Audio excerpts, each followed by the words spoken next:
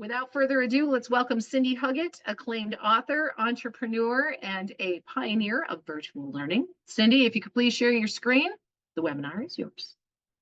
Absolutely. And thank you, Kristen. Welcome, everybody. While I am sharing my screen, several of you have already said hello in chat. You've introduced yourself. Would you go one more step and let me know what's your role in your organization? We're here with ELB Learning talking about training and learning, and I'd love to know a little more about you. So please jot in or write in what is your role in your organization.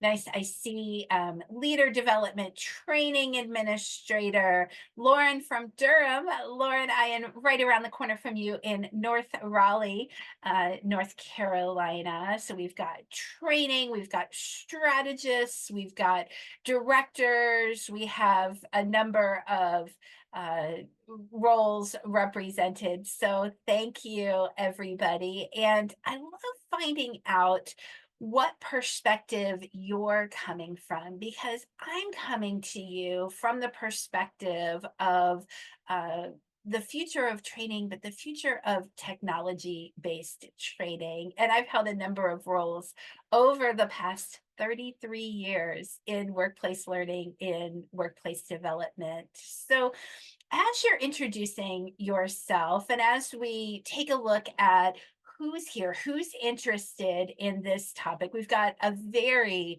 diverse group, and let's keep that chat window going. I'll keep an eye on it as we make our way through. As Kristen shared, my name is Cindy Huggett, and I'm joining you from my home office in Raleigh, North Carolina, where I've been for many years. And during our time together in this session, whether you're here with me live or watching this in a future recorded state, we're going to try to look through and have a conversation about what's going on in the world of learning and development. What are some of the things we can look at from the past? Where have we been to help us shape the future? Obviously, I don't have a crystal ball. I can't tell you what's going to happen tomorrow, let alone 5 years from now. But we can take some trends, we can take some lessons, and very specifically, I'm going to share with you today 5 questions that you and your organization should be asking. And we'll look at those questions as we go through. So let's start with a little lens to the past. And how many of you have been in one of my webinars or one of my workshops before, a conference session? You can click on the raise hand button down there at the bottom if you've been in one of my sessions before. So, oh, look at all those hands going up. Linda and Lelaine, of course, Susan, Megan, Heidi. Awesome. Thank you, everyone. You can lower your own hands. I won't take the time to do that for you. You can click raise and upload. So back in the early 2000s, 20 plus years ago, I started doing virtual training, started using WebEx to reach my global audience, right when it first came out. WebEx has been around. How many WebEx users? It's still a great platform. And over the last 20 plus years, I've been writing books about how to do virtual learning, how to design it, how to deliver it, how to facilitate it, how to measure it. And those of you who've been with me before, you might notice something kind of exciting. I'm excited about the books that are listed here. And I'm sharing these books with you for a reason. I have 2 brand new books coming out in September of 2024. They are already available for pre-order, and they are second editions of my 2 classics. And so why am I sharing this with you? Because as I look back over the last 20 years, can we all agree a whole lot has changed? For those of you that were in the workplace 20 years ago, what are some of the things that have changed? Let's go to chat, list out what's different from 20 years ago till now? I know we could list a lot of things, but pick one or two things. What's changed in the workplace? Mariah is jumping right in with HTML. You know, when I first started teaching software classes back in the early 90s, we didn't even have Windows. I used to teach DOS programming, right? We've come a long way with HTML. So hybrid, fax machines, remote work, all of those things. Miles, of course, AI, and we're going to talk about AI today. So in 2005, in 2005, 70% of all formal training hours were delivered in the in-person or the face-to-face classroom. So thinking about that, that's a big percentage, 70%. If we fast forward to 2018, so about 6 years ago, what do you think that number was? Let's get some guesses going in chat. What percent of all formal training was in the traditional in-person face-to-face classroom? What do we think? In 2005, it was 70%. Right, I'm still seeing 60%, 40%. Megan says 55%. Well, according to the ATD State of the Industry report that comes out annually, it was 53%. So a pretty significant drop in about a 12 to 13 year. Now, 53% is still a lot. We're going to fast forward a little bit here to the last couple of years. But before we do, let's think about formal learning, formal education. And 10 years ago, actually almost 11 years ago, in 2013, my son was born. And in the first edition of the virtual training guidebook, I wrote it that year, I started thinking about what's education going to look like for my young son? What's going to change? And I started doing the state of the virtual training industry survey. I started researching it, getting global professionals. Thank you, those of you who have contributed to it. And so over the years, I have published a lot of survey data around what's happening as it relates to virtual training. So my very latest one, 2024, came out earlier this year. Here's the link. I'll put it down there at the bottom of the screen, Cindy Huggett .com. You may, there it is. It's popping up. It's taking a second for that to pop up. I'm seeing a little bit of a delay. Maybe somebody could help me out, and or Kristen or someone. That URL, I don't have it quickly to type it into chat, but if somebody wants to do that for me, that would be awesome. cindyhuggett.com/blog/2024 SOVT. So really interesting. Andrea, thank you. Thank you so much. You are fast on the keyboard, and I appreciate that. So for those of you who are interested, you can go check that out. But a lot has changed in the last 4 to 5 years. And I want to give you a little bit of data, a little journey over the last 4 to 5 years, some of which you know, and some of which is going to inform our decisions and the questions that we want to ask. So I shared with you a couple of moments ago, in 2018, 53% of all formal training was in the traditional classroom. How about the synchronous virtual classroom? If we think about virtual training, what percent, same study, same ATD, State of the Industry report, what do you think the number is that belongs here? Who was using WebEx, Zoom, Adobe Connect? Teams wasn't around then, but in 2018, what's the right number here? What do we think? Susan says 11%. Mariah is saying 7, 10, 15. Okay, so we're hovering in that area. And y'all are right. It was 14% in 2018, according to the ATD State of the Industry report. So interestingly, a group by the name of Towards Maturity, they've since morphed into a different organization, but in the late teens, 2020, they did a lot of research in learning and development. And according to one of their research reports, 700 global learning and development leaders, 93% said, well, we may not be using virtual training right now, but we're planning on it. In hindsight, doesn't that seem kind of funny that 93% said we're going to, and we all know what happened in 2020, right? We pivoted. So I'd actually love to know from this group who's here, there's a poll question popping up on your screen right now. What were you doing with virtual training in your organizations? And there's three choices. Were you part of that 14%? Like, we're already doing some virtual training. Did you quickly pivot in 2020? Or maybe you've got just something different, something else. You can pick one of those three. All right, so I see lots of responses coming in. And in just a moment, I'll reveal. I know, I'm sorry, Mariah. Let me get this picture moved off the screen. There we go.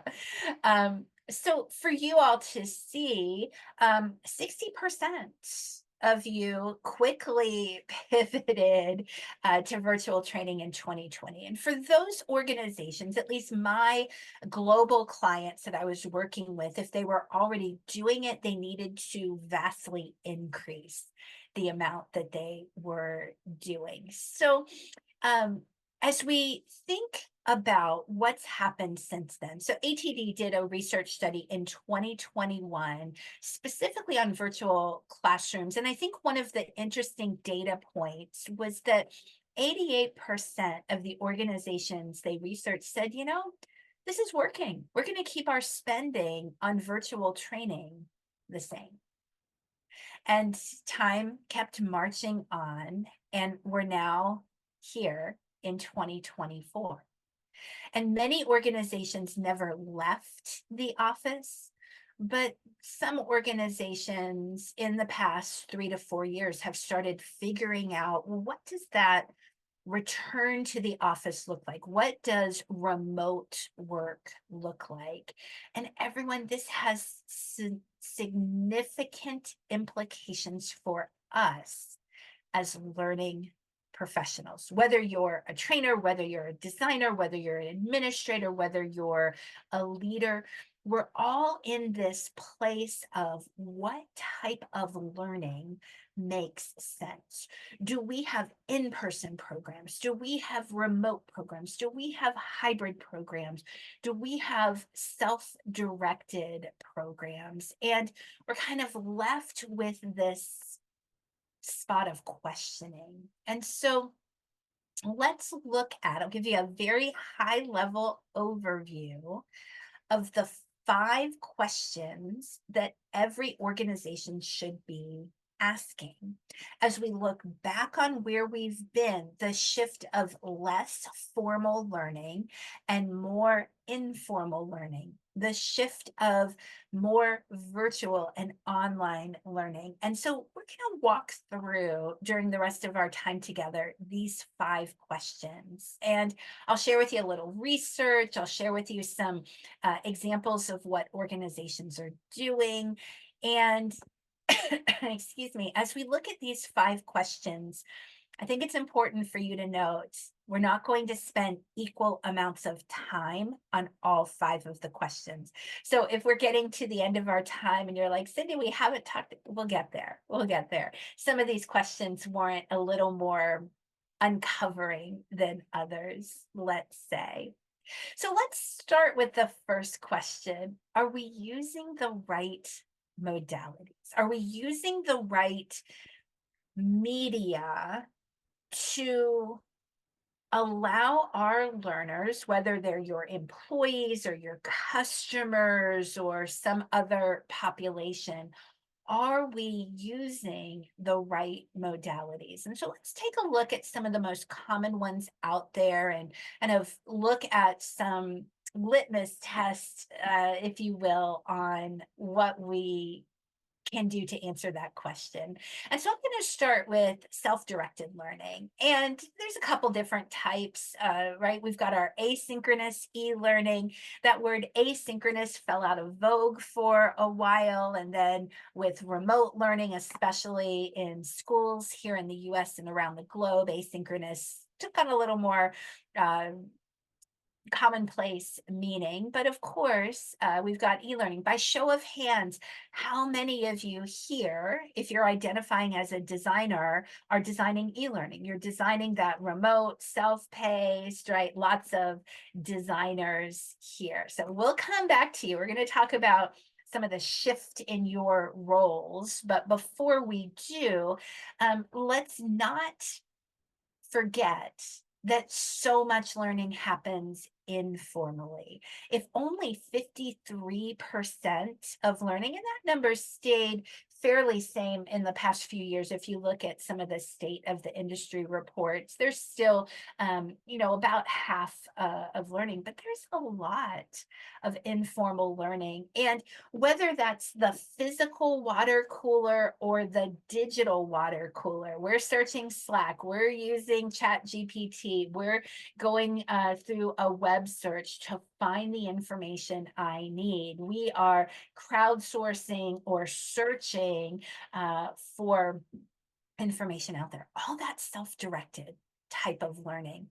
Now, we also have our facilitated learning, and we need to talk about this for a little bit. You probably noticed question number 2 is whether or not we need a facilitator, but I'm not going to jump ahead too far. But let's take a look at facilitated learning, right? We've got the in-person classroom where everybody is together, and we used to call this face-to-face learning. Now with the advent of video, we can't really call it that anymore. It is the in-person classroom where everyone is together. A couple of weeks ago, I was on LinkedIn. Maybe you saw this too. Tell me in chat if you saw this too. I saw an advertisement for a webinar about the new learning format. And in the new learning format, how it was different and how it was, and they were talking about the in-person classroom. I almost fell out of my chair when I realized that's what they were talking about, because the target audience was a younger population, perhaps, who had been doing so much remote learning that now they're being asked to go to in-person classes, and that was new experience for them. Did anyone else see that? I thought, oh my, showing my age here, but the in-person classroom, right? It's still alive and well. We often, when we think of facilitated learning, though, think about the virtual classroom where everyone is remote. We're joining by Teams or Zoom or Adobe Connect or WebEx or one of those platforms. And then we have the in-between, the hybrid classroom. We have the hybrid classroom where some people are together and others are remote. And let's pause here for just a moment, because when I say hybrid, and I talk about being facilitated with some people together, that may or may not be what you think of when it comes to hybrid. So if you were to think of 2 different definitions of hybrid, I'll put them here on the screen. One being that synchronous event that has some people together, or 2, an asynchronous series, maybe with a few. Which one is your definition? In chat, type either number 1 or number 2. And there's dozens of you here, so let's get dozens of responses. All right, so not everyone has the same definition.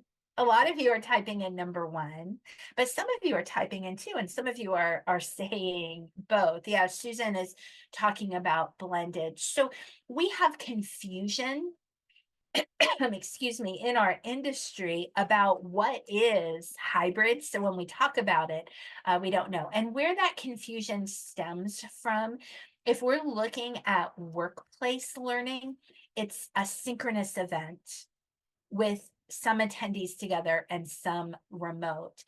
If you come from a university or a K through 12 background, then it's your blended journey. It's your mixture of synchronous and asynchronous. So it really depends on what your background is or what your organization is largely comprised of.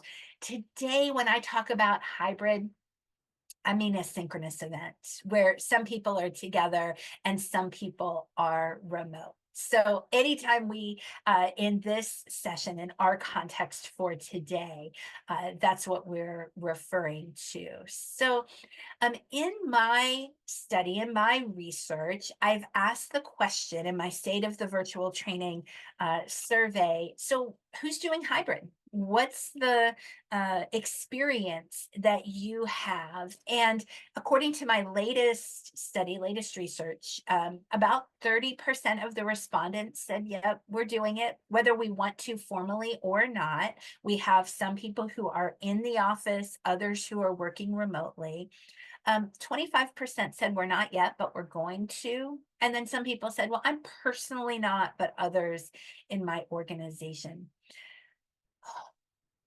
Oh, can you think through what's challenging about this type of facilitated learning environment? Let's go to chat. Can you think of at least one challenge? What's challenging about having a mixed audience for a learning experience?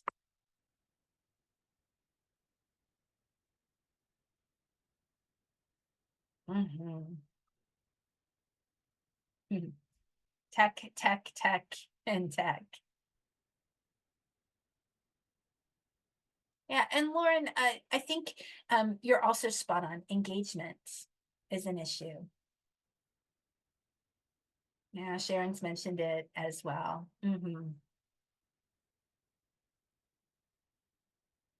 So we're talking about this question of the right modalities. Are we, as an organization, is your organization using the right modality for the learning? And I've been writing and researching about hybrid for a decade now, and I am honest with my clients and say, you know what, if you don't have to do hybrid, don't, because of the challenges that you've listed. Now, if you have to do it, let's equip you to do it well. Here's how you do it, but it can certainly be a challenge. Well, we'll talk a little more about hybrid in a little bit.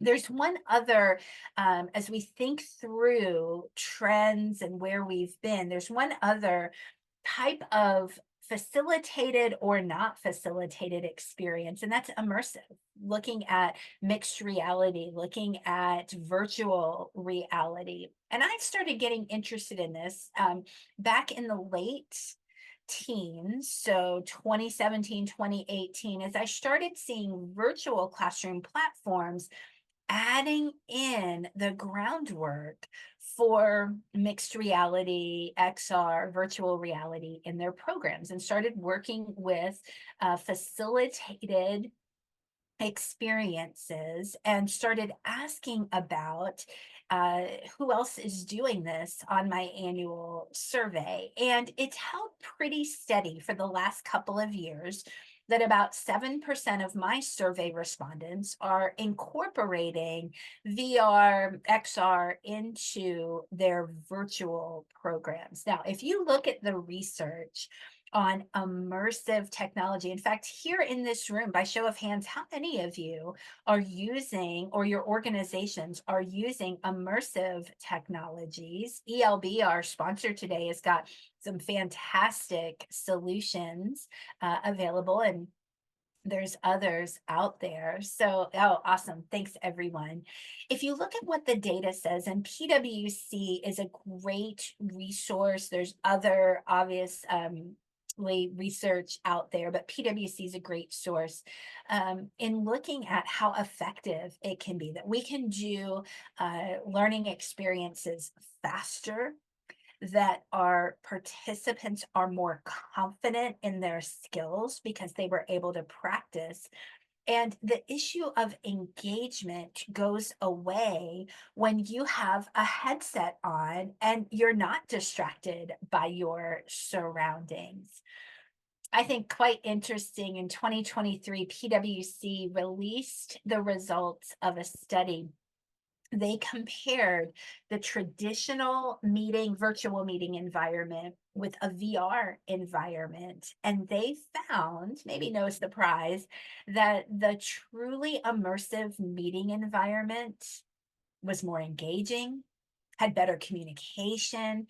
Now, if you look at, and I dug a little bit into their research, it was a meeting, but they called it a workshop. And in their results, they reported that attendees were more satisfied with the experience and actually felt more comfortable. There was spatial audio, they were able to have conversations.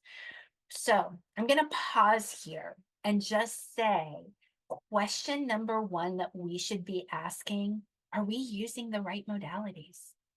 Are we using the right learning modalities to reach our learners? And I've got a copy of an article posted here on the screen, and specifically the fact that we're seeing a lot of data, both anecdotal as well as data point data, that as we consider the workplace right now, digital, hybrid, technology saturated, that we can meet almost anywhere, anytime with just a mobile device, but some of the best work is being done asynchronously.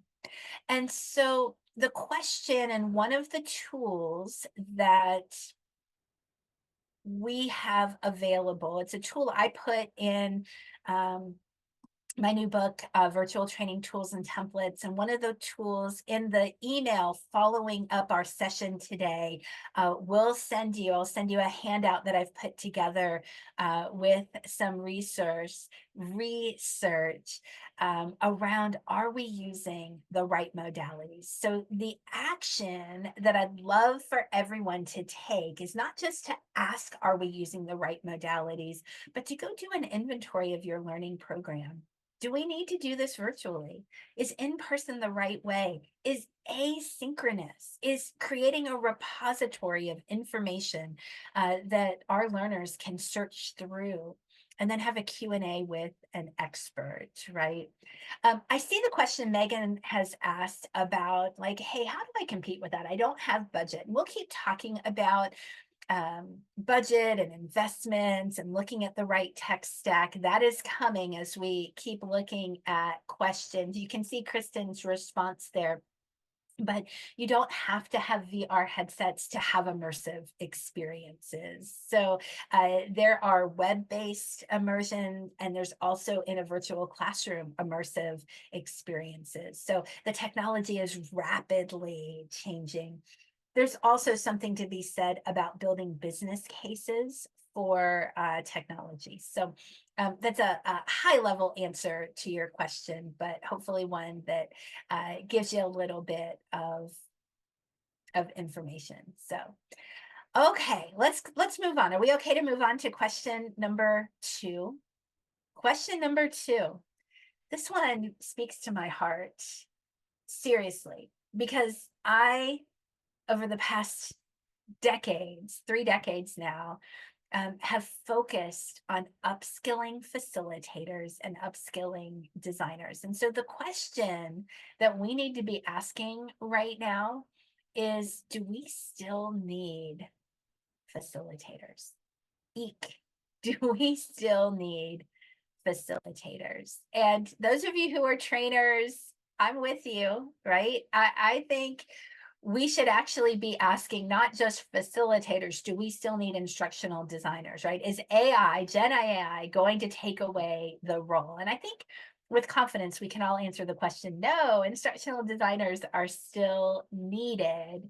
And we can say the same about facilitators. But let's have real talk about this. Let's look at what some of the data is saying. Let's look at some examples, right? Yes, we still need facilitators, but maybe you need in your organization to justify budget dollars, to justify investments, to justify. So and I say facilitator, it could be trainer, it could be instructor. You can, substitute different words there.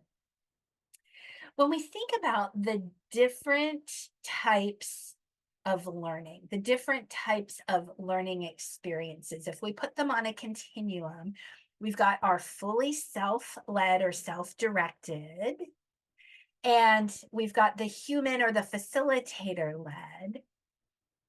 But with this invention, not just artificial intelligence, but really generative artificial intelligence, we've got some questions to answer.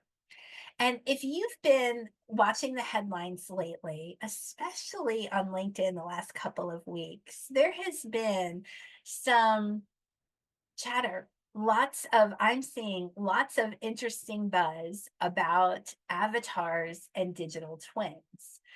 And avatars, if I just think about avatars, well, perhaps I could be here as your avatar today. Now, this is really me talking. If you're watching my video, this is really my mouth moving. And platforms like Zoom and Teams, these avatars are built right into the platforms. But we now have tools and programming that is done so easily. Take a look at this, everybody. I built what you're about to see in under 10 minutes last week. Take a listen as well as watch. Hello and welcome to our learning program. My name is Juliana and I'll guide you through this experience.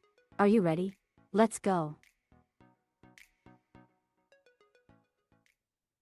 Now, I used Juliana, a built-in avatar, but I can make a digital twin of myself. I'll be honest, I've done it. I'm not so happy with the results. So I'm sticking with an AI generated one. But couldn't we just program a Juliana or an AI? What are we thinking about this? You can tell me in chat. Could you tell it was an avatar?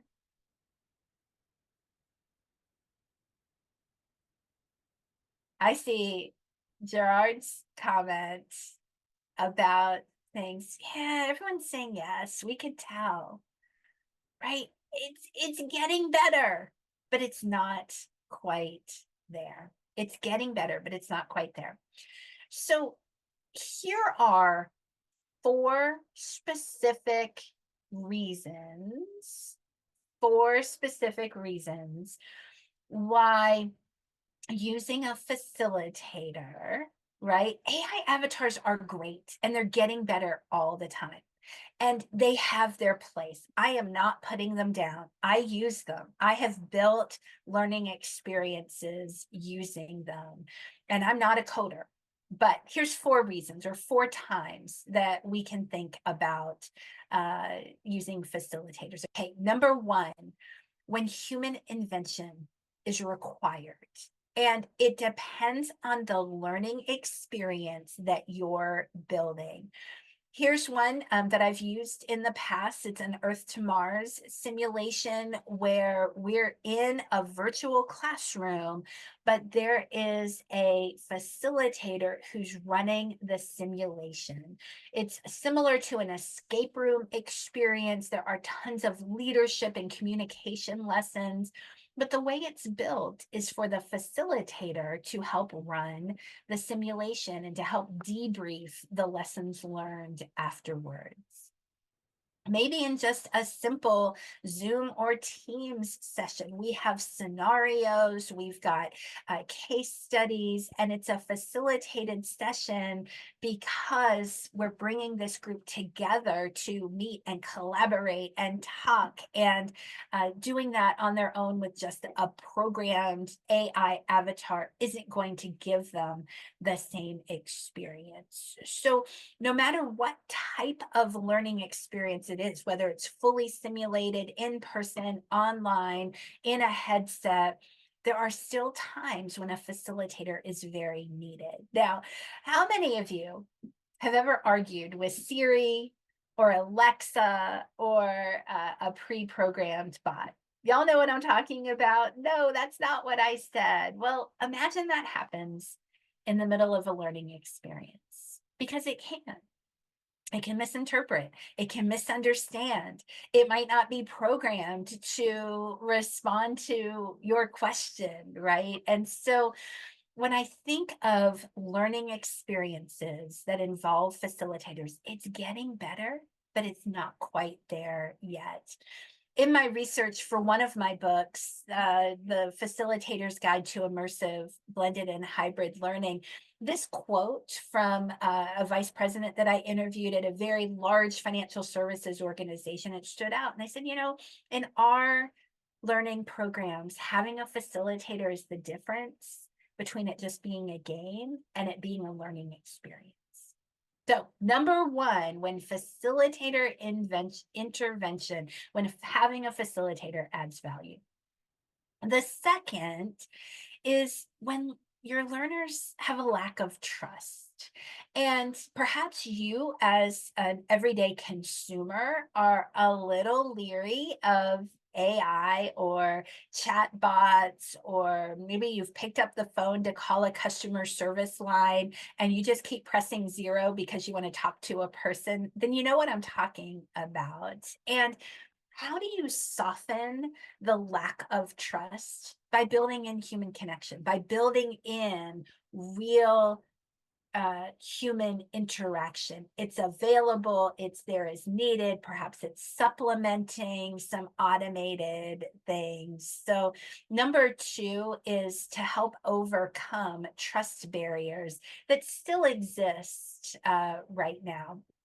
Number three, when a debrief, a shared debrief, is going to enhance the learning experience.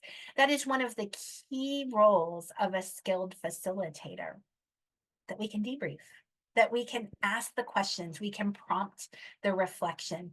Yes, that could be pre-programmed, but if we have a shared experience, either in person or online, then we're going to add value.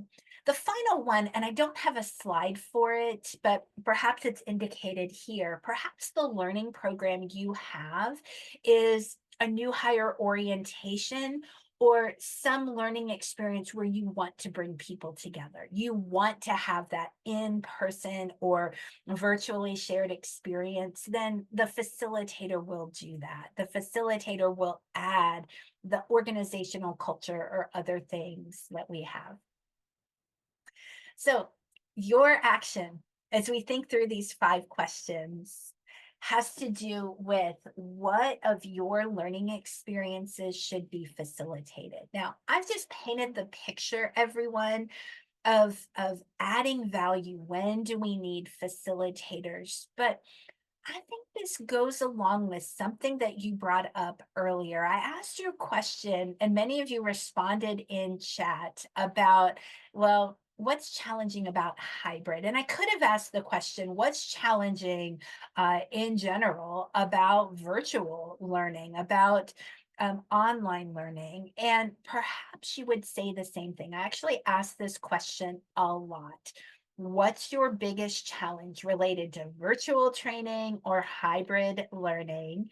And you've already shared tech challenges. And then, of course, participant engagement. How many of you right now, let's be honest, are multitasking? You are reading your email while you're listening. Thank you, Rachel, for being honest. Like, I get it. I know it's okay. It's the nature of virtual. You're doing other things, whether you're working from home, whether you are working in an office. Thank you, Linda, for participating. But right, this is a challenge. And we know that we have remote learners who are separated from each other, they're distracted, and frankly, I think people are bored. How many poll questions have you done in a Teams meeting or a Zoom meeting? And it just gets old after a while, especially if you've been doing it now for 4 years in a row. So we want learners, we want participants in a facilitated session to be connected, to be engaged, and to be learning. So the questions, as we think about the question about should a facilitator be used? Do we need facilitators? I want you to think about question number 1. Are we using the right modalities? There are times when we create, as designers, a facilitated session that they could have learned on their own by watching a video, by going through an e-learning, by searching through an online database, by some other method. So sometimes the answer to do we still need facilitators is yes, but when do we need them? We need them when they add value. Let's not bring people together to lecture at them. Let's not bring people together to just give them rote knowledge that they can learn on their own. Can I get like an amen and a yes to that? I think it's super important that we respect everybody's time. Yeah, Megan, you've brought a great example, right? In your organization, the retail environment, where you're using a facilitator, a leader, a store leader to facilitate those learning experiences, either one-on-one or in small groups. So having that facilitator is super important. Awesome. All right, let's keep going. And if you recall, we said we're not spending equal amounts of time on all of these questions, but we need to talk about question number 3. Does your organization have the right tech stack? Do you have the tools that you need for learning experiences? Now, some of the answer to this question, you might say, I don't know, ask my IT department. I don't know what's the budget that is out there. So think about, and you don't have to answer this question out loud. Maybe you take a physical pen or pencil and jot down on a sticky note or a piece of paper, what are the platforms that you have for learning? And do you have the right set of platforms for what you need? Now, I get asked a lot, Cindy, what are the best platforms to use? Whether you're designing e-learning, whether you're designing immersive learning, whether you're designing virtual training, and it's really difficult to answer that question. If I think about what's the best car to use, what's the best car to drive, what's the best vehicle to drive, and if I live in a northern climate that is filled with snow and ice, then I want a 4-wheel drive. But if I live in a southern sunny climate, then maybe a 2-seat convertible to help me zip in and out of traffic is perfect. And each one is right for the circumstance, right? You get what I'm saying there as we think about what is the best. But in my research, I asked the question, so what do you wish your organization did differently? Now, remember, I'm pulling data on virtual training, but I think we can apply this to other aspects. So the question, it's an open-ended question on my annual survey. What do you wish your organization did different? So what do you think some of the common answers are? You can tell me in chat if you'd like to take a look. What do you think some of the common answers are here? What do you wish your organization did differently?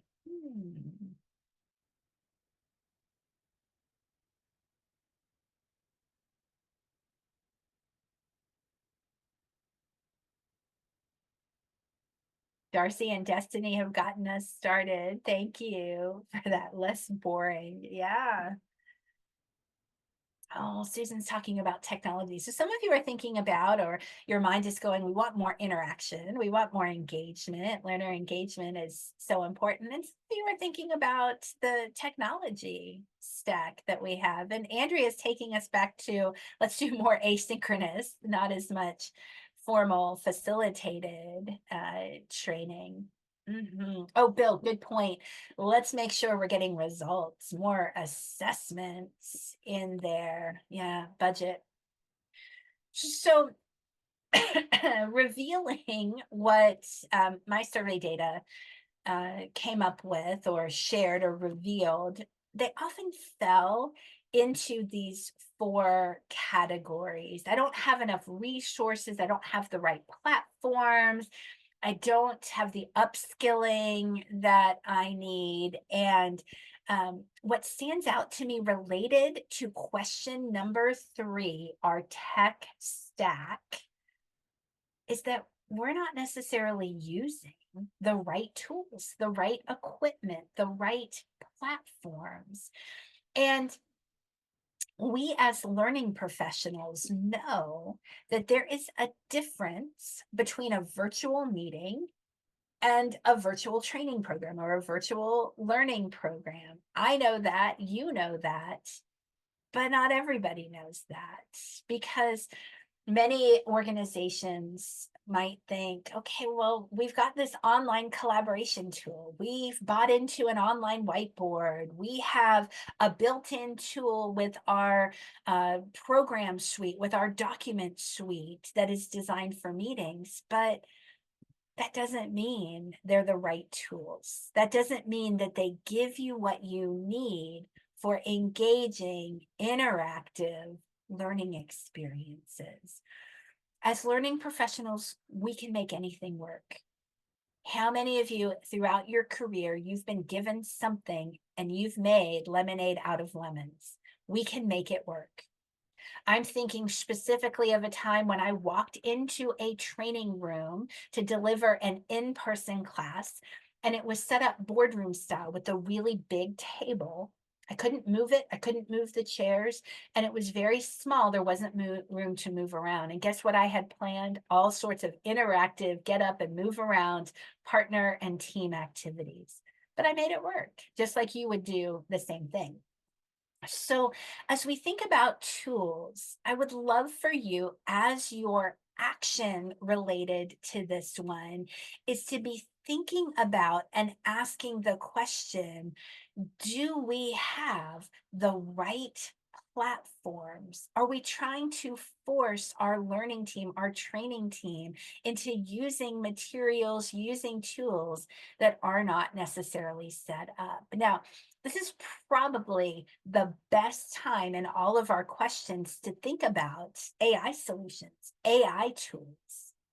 And according to a McKinsey study that just came out recently, according to their research, 65% of all organizations that were surveyed are regularly using Gen AI. Now, that's interesting, but the more interesting point is that response rate doubled in the 10 months that they had done the survey prior.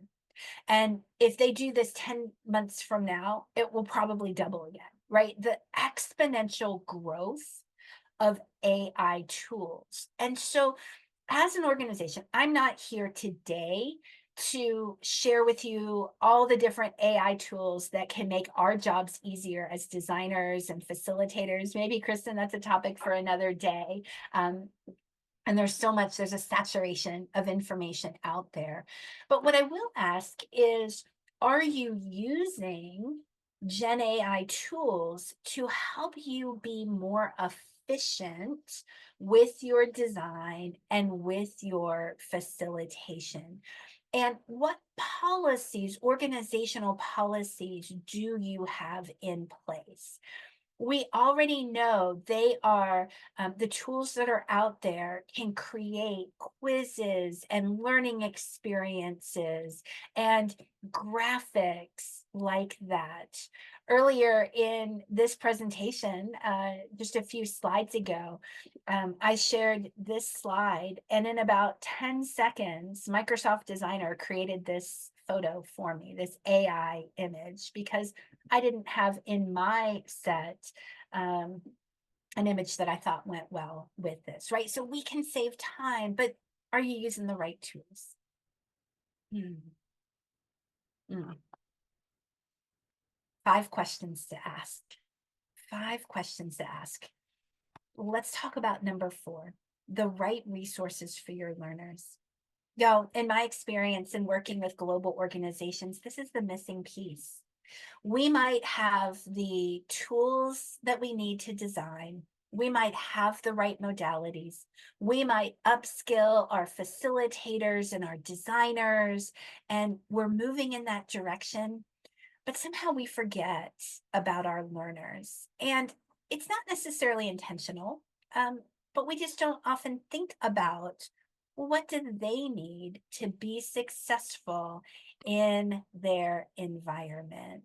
And when we think about the saturated, distracted, overwhelming world that we work in right now, remote work, hybrid work, plates are overly full, we're doing more with less, we have reduced budgets, right? All of those things, we start to lose participants where they want the TLDR, they want the quick, fast fix. And if we bring them into, let's say, a facilitated environment, what are the consequences of that? My now 10, almost 11-year-old taught me recently, came home from school a few months ago and said, Mama, do you know if we point our finger at somebody that 3 fingers are pointing back to us? And so we think about our learners who don't pay attention, and some of that is on them, but some of it is on us. We've got 3 fingers pointing back at us. What tools are we providing our remote learners? I'm not saying you have to provide them a walking pad underneath a standing desk, but do they have a dual monitor if that would help their learning experience? Do they have a webcam so that if we are creating hybrid learning environments, that they can show up and they can show up well lit with a voice that can be heard, right? What are we doing to ensure that they're ready, that they are equipped with what they need? And so your action is to look at, do my learners have what they need in order to do what they need to do? And I hope the answer is yes, but if not, are we building some business cases? Are we adding to our new hire kit ring lights or webcams? Or are we looking at our policies around these things? So question number 4, do we have the right resources in place specifically for our learners, whether they're working from home or some other location? So let's wrap up, everybody. And wrapping up with question number 5 is an overarching question about your organization's learning strategy. Putting these things together in a comprehensive, right modalities, right technology, right resources, right upskilling of our team. And where we were 20 years ago, 10 years ago, even 5 years ago, I think it's having a new mindset about learning, a new skill set of facilitators and designers, and of course, the new tools that we have available. And when I think about just having a new mindset, for those of you who are designers, how many of you call yourself a learning experience designer? Well, how about a learning experience facilitator? right? It's both as we focus in on what our learners need to do. I'll take a super classic example here. We in our virtual events, our facilitated events, ask a question, are there any questions? And there's always crickets. There's no questions that are asked, partly because everyone's multitasking, right? But what if we upskill our facilitators to say, raise your hand if you have a question, just click on no if you don't.